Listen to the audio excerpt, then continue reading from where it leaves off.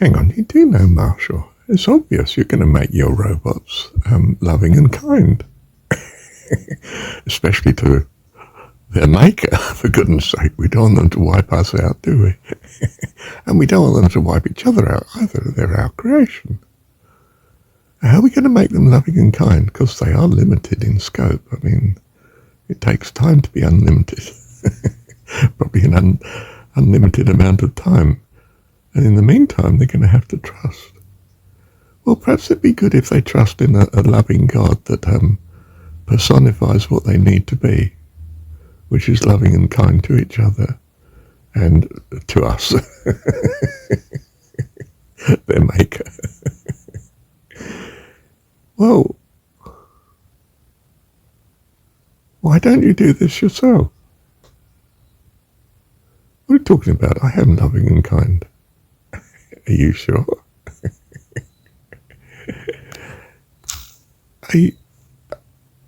Are you sure you're loving and kind? Kind to animals? Oh, well, there are problems, yes.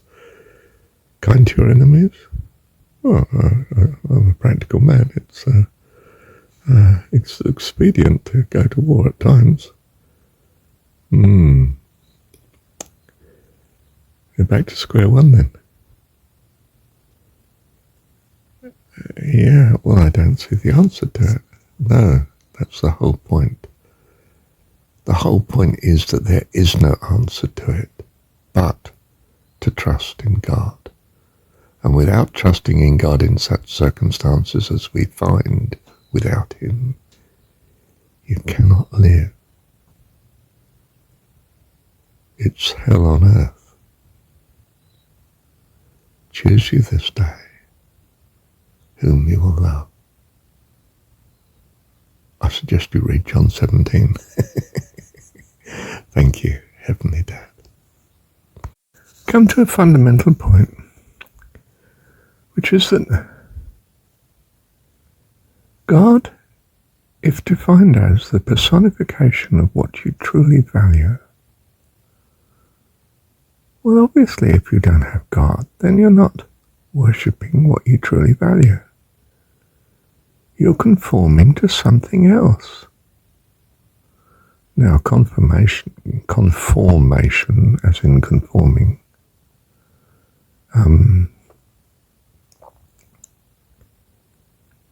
leads to an effective army.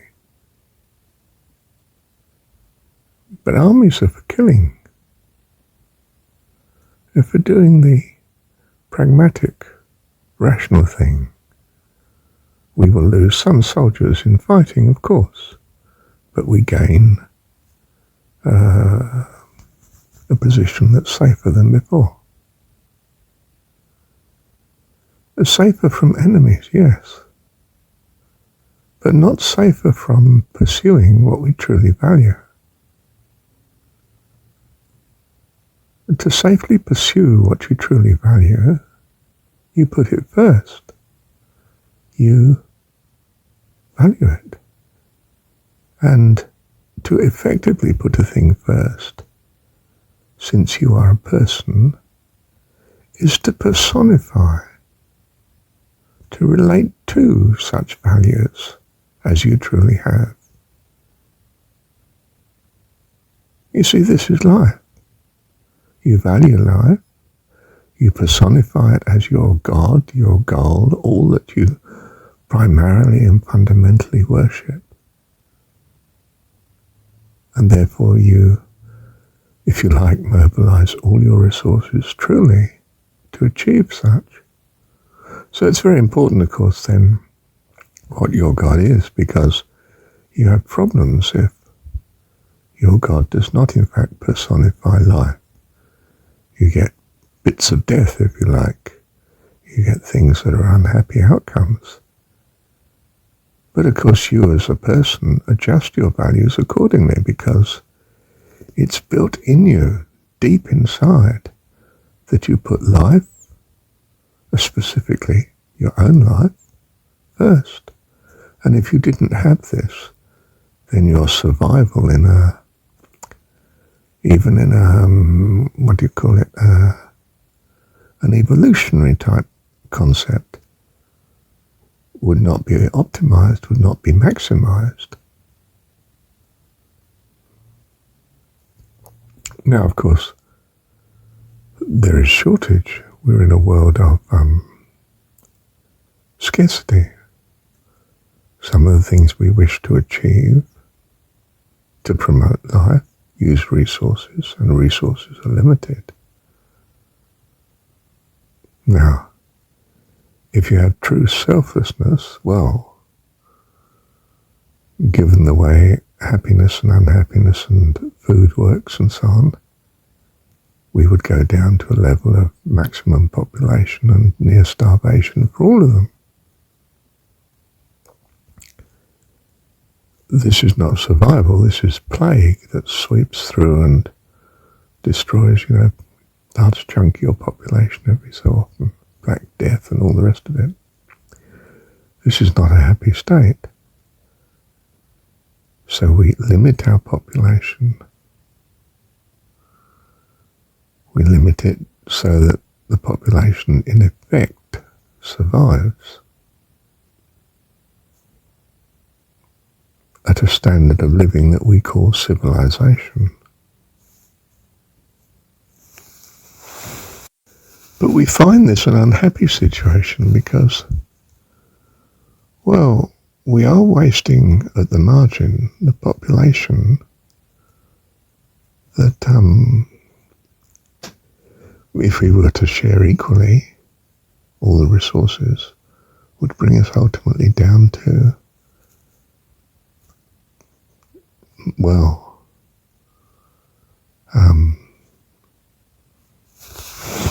that point where life is very marginal for all of us. That's quite a dangerous situation. We may all get wiped out together by the plague because our immune system's down and so on. And of course we are limited, we are children, we don't have a comprehension of maximizing effectively welfare for all.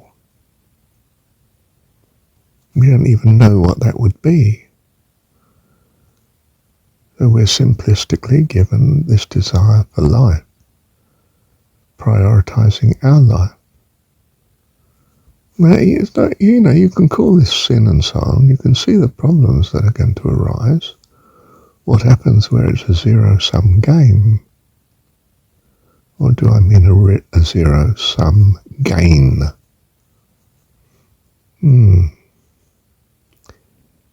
If you have the cake, I don't. If I have the cake, you don't.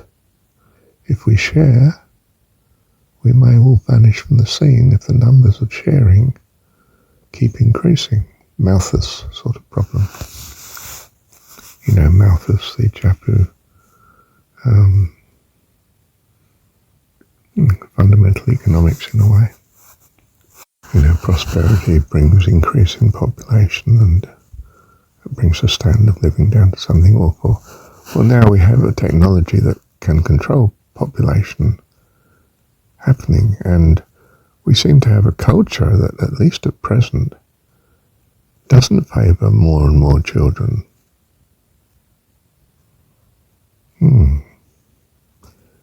We may have, in a sense, stumbled upon a civilization quite varied, across the planet, but what we call modern civilization, that, whether it's communist or fascist or somewhere in between, doesn't actually maximize the family number. People prefer just a few children, one or two. We might even think that it's a culture that more or less goes for a stable population, which is something like 2.2, given our current death rate, 2.2 children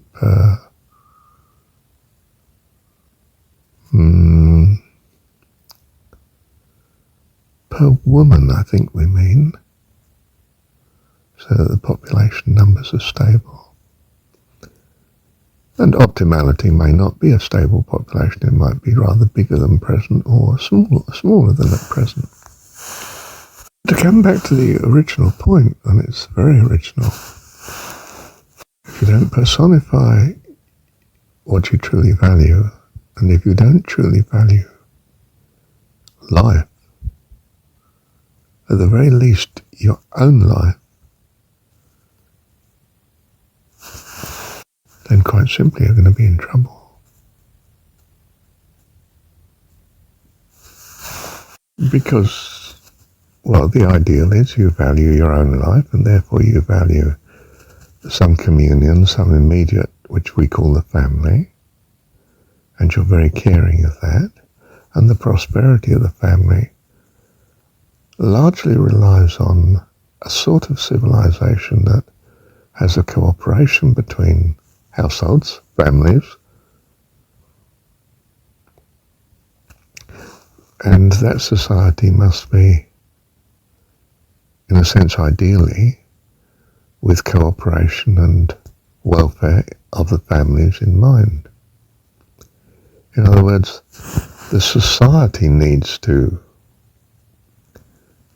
be such that it's responsive to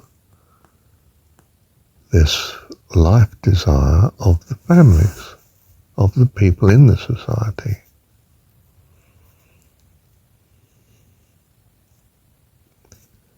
And an optimal life, a life that brings happiness and fullness that they want, and that the society responds to what they want. Hence we have theories of democracy.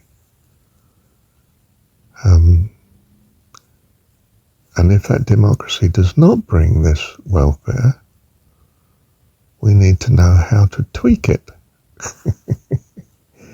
It seems that it's best not to go to either extreme on one dimension, which is, the fascism to communism dimension. It seems to be best to be somewhere in the middle.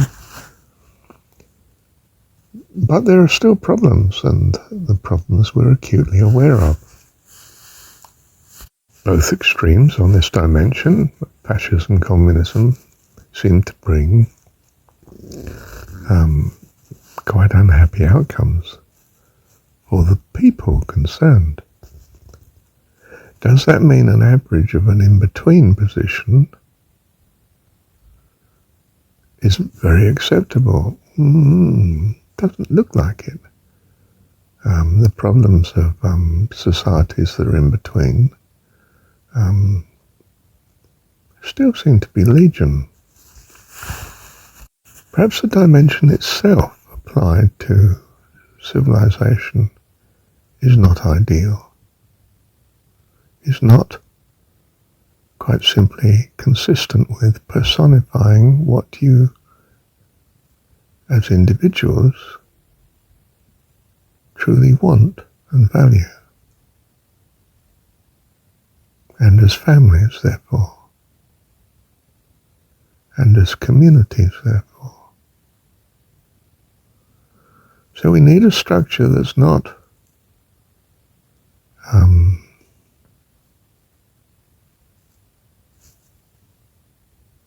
in the same dimension as capitalism and communism. Just an in-between, a compromise between the two extremes is not terribly good either. In our market system, we realize it treats persons just as a resource, as a factor of production. But even in a non-market system, they may be treated just as a resource, a factor of production, and an instrument of war. In either case, you see. So a compromise between the two doesn't actually achieve what you want. What you need is that the individuals are personifying what they truly value and working as best as they can in ignorance. We're children, remember, somehow working to a cooperation that is a happier society. We achieve it within the family, and in a sense, no matter how modern you are, you'll notice that the family is dominated by the active, able parents. They even dominate the elderly that are less active and able, and the children. And they do dominate. We have all sorts of restrictions in society about what's allowable domination and what isn't. I mean, mum decides what you're eating, basically. She buys what she buys. Dad decides the standard of living in that, in some sense, this is very traditional sort of notion, but in some sense, whoever's working in the household greatly determines the general standard of living of the family.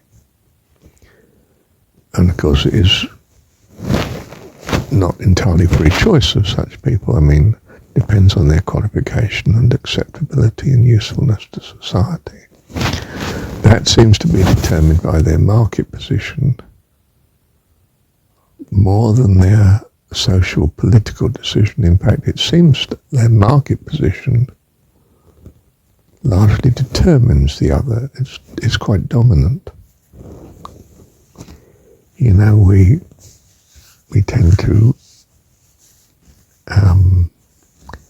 find acceptable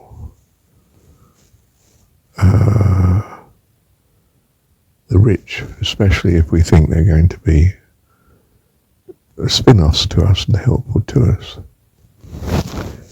Less so, of course, if we think that they're keeping resources from us. That just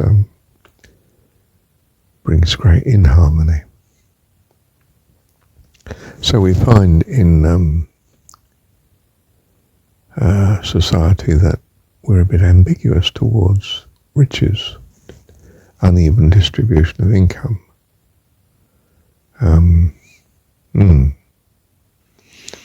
Now, of course, the importance of such may be entirely relative, so that in fact there may always be this tension between those that have more and those that have less. And of course we do realise that if we all have the same, to keep it the same, we may start to crush incentive of progress and innovation and greatly reduce our prosperity as a result of such. So we're a bit cautious. We don't know the answers. We're feeling our way. You know, it's not that I or anyone else can come along and say, I have the panacea. Well, we can say it, but it doesn't seem to work out too well in practice.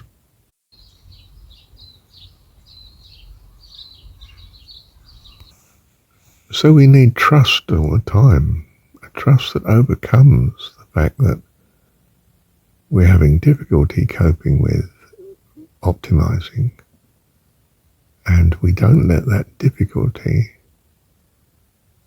create hostility between us. Now, one solution has been, at the two extremes, communism and fascism, to so control the population, their thinking, by indoctrination and media control and control of the socialization agencies in society, like the schools and the colleges and the universities and the advertising and so on, that we achieve this compliance.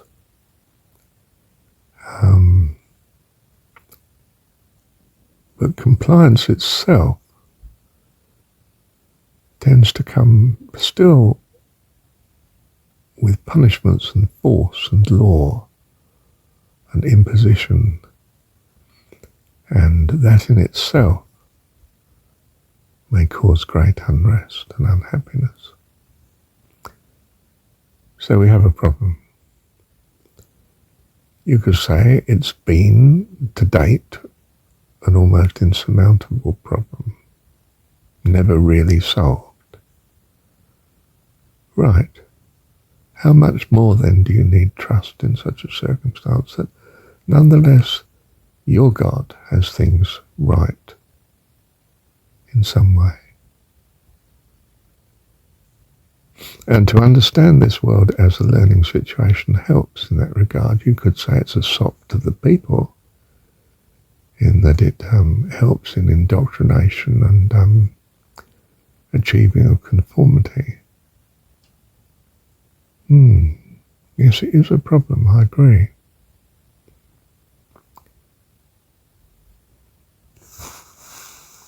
Well, all we can really say is what seems to be better by practice. Do you prefer a society that believes in its own God? Or rather, each individual does, the personification of what they understand, they value. Or do you find that chaos? Well, taste and see. And from the individual's point of view, taste and see. I can't prove it. I can only say that Jesus' story recommends it. See God as Father. I mean, the emphasis of the gospel is a loving God. And that, by loving, we mean we appreciate loves us. Well, of course, you can't see him as loving if he's imposing things on you that you don't want. It's a non-starter. You can't love such a God. You can put up with him, you can obey, but it won't be through love. You can only love what personifies what you value.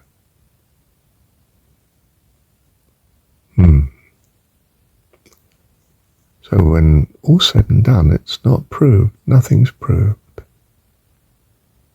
You have to see what's best for you. Now, you may never have thought outside the box. You've always conformed one way or another. It's been achieved by the socializing factors in your society, like the family, the school, the employer, the advertising, the commercial system, the media. It's brought about a compliance, but a compliance is not necessarily a happiness, as we've seen with the extremes of fascism and communism. But we're also seeing it with the compromise between the two. It's not achieving what we want. An entirely secular society, which is something that communists consciously press towards.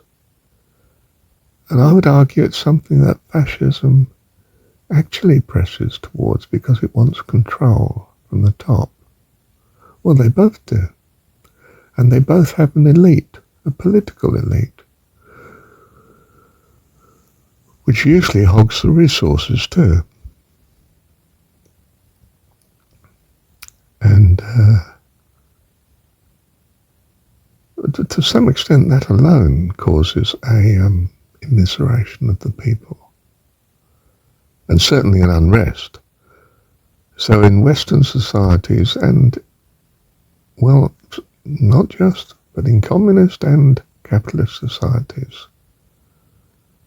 they all try to hide the inequality, just how great it is, because that would bring more unrest. And unrest is not economic. It takes a lot of resources to keep unrest in order.